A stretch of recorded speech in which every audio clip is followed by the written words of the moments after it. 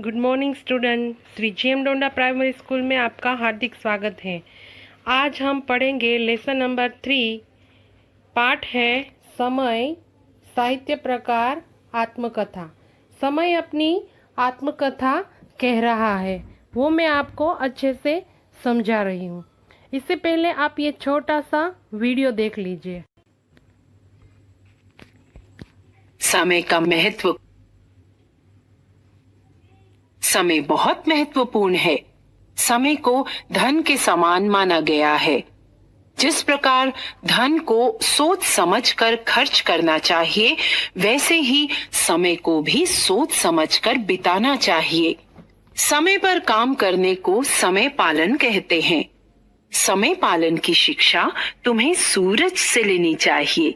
सूरज रोज सवेरे अपने समय पर ही निकलता है और संध्या बेला में अपने समय पर ही डूबता है।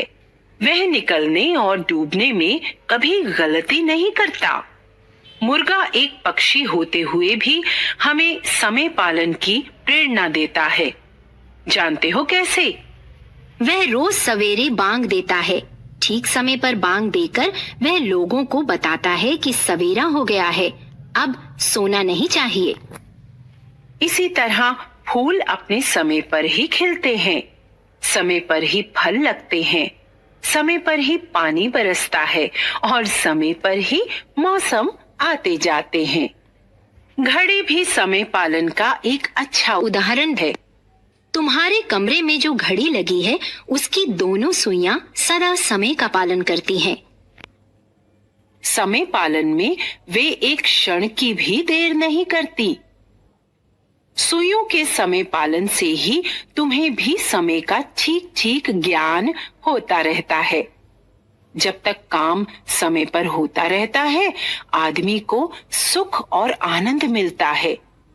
जब समय पर काम नहीं होता तो आदमी दुखी और परेशान रहता है।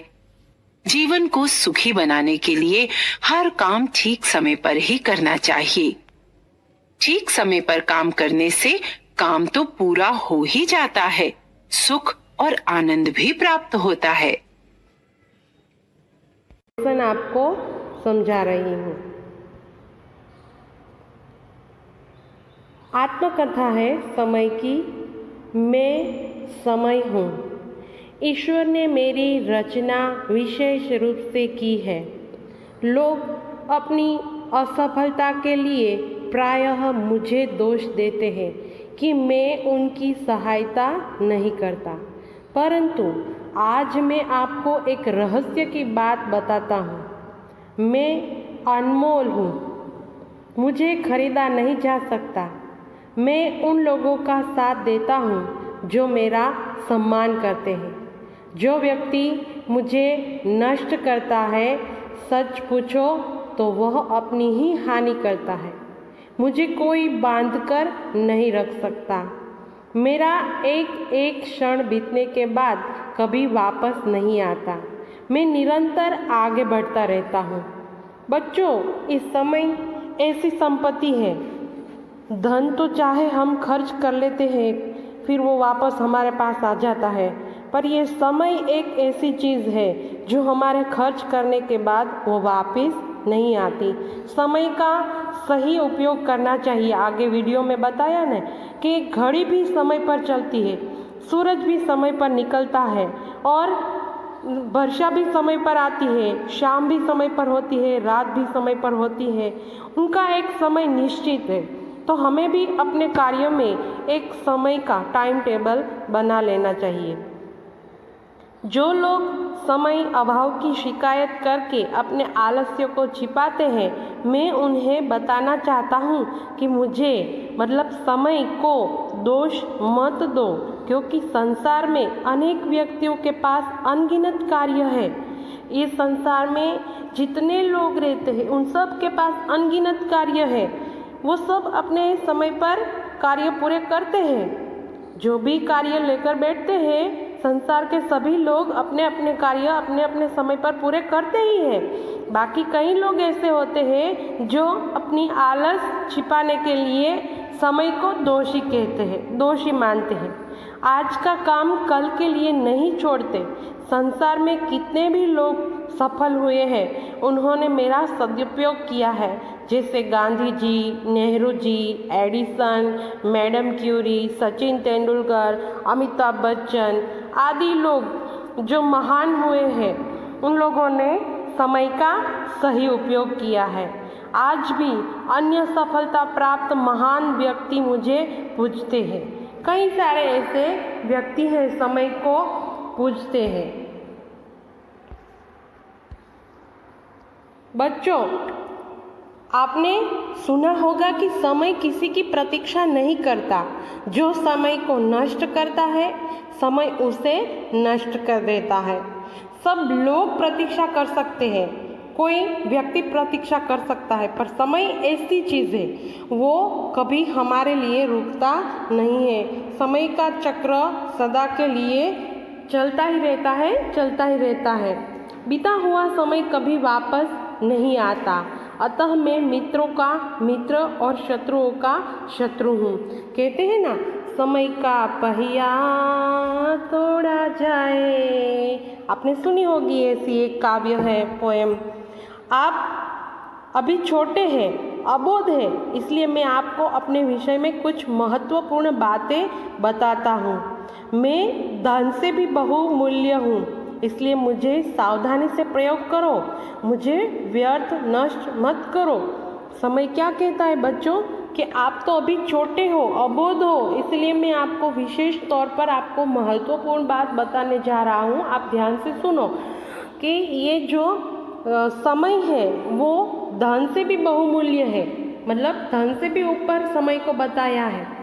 आपको यह जानकर आश्चर्य होगा कि मनुष्य ही नहीं वरन प्रकृति भी मेरे अनुसार कार्य करती है। सूर्य, चंद्र, तारागण, सागर, धरती एवं आकाश आदि सभी मेरे शिष्य हैं। आपने सुना बच्चों, आगे के एक छोटे से वीडियो में सुना कि सूर्य भी समय पर आता है, समय पर जाता है। चंद्र भी समय पर आता है, समय पर चला जाता है। तारागण भी हम देखते हैं तो रात में तारे आते हैं, दिन में कभी तारे दिखते हैं हमें आकाश में? नहीं दिखते हैं। सागर में भी ऐसे ही होता है बेटा। देखो, सागर में भी उसमें वेव्स आती है, जाती है, उसका भी एक टाइम होता है। धरती एवं आकाश आदि सभी मेरे शिष्य हैं। मनुष्य के जन्म एवं मृत्यु का समय भी ईश्वर द्वारा निश्चित है। कब मनुष्य जन्म लेगा, कब उसकी मृत्यु होगी, ये सब ऊपर वाले ने तय कर ही हमें यहाँ पर भेजा है। मैं विधाता को प्रिय हूँ। विधाता ही समय है।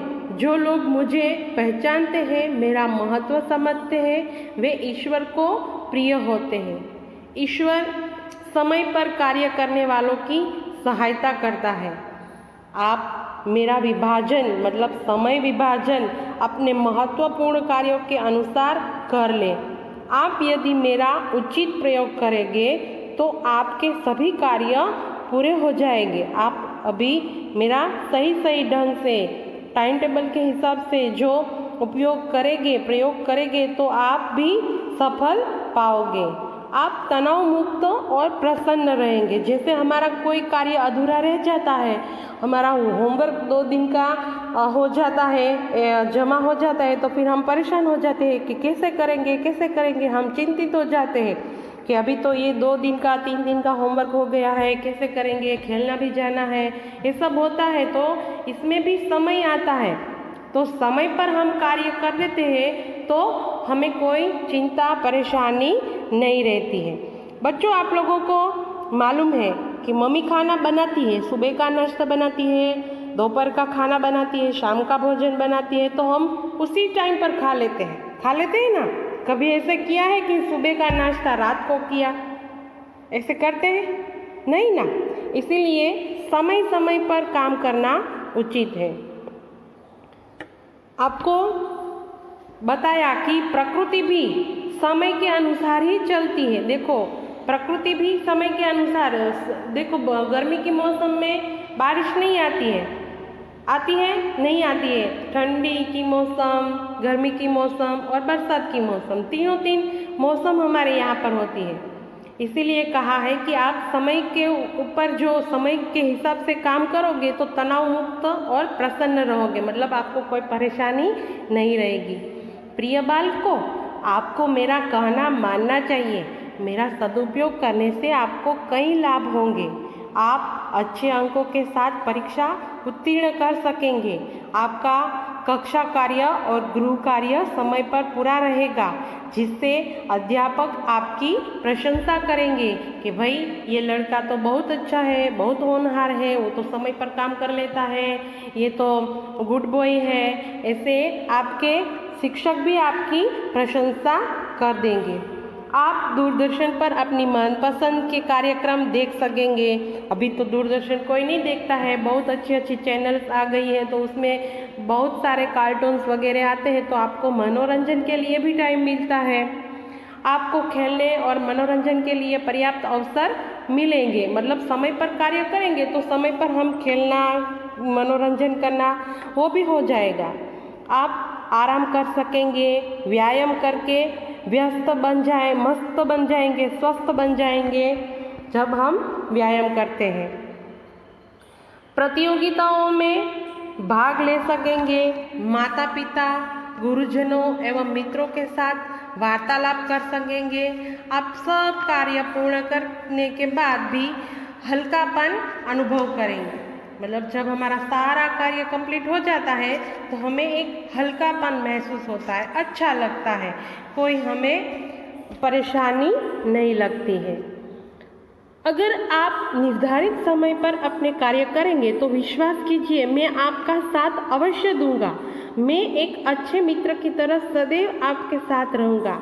आपको जीवन में पछताना नहीं पड़ेगा, लेकिन यदि आपने मेरी सलाह पर ध्यान नहीं दिया तो मैं आपके हाथ से निकल जाऊंगा। आपको फिर यही कहावत याद आएगी, अब पछताए हो क्या जब चिड़िया चुग गई खेत। मतलब जब एग्ज़ाम का टाइम था, लर्न करने का समय था, तब हमने टीवी देखने में, खेलने में पूरा दिन समय हमने व्यतीत कर दिया, तो अभी हमारे पास तो टाइम ही नहीं है और कल एग्ज़ाम है, तो एक रात में हम क्या करेंगे।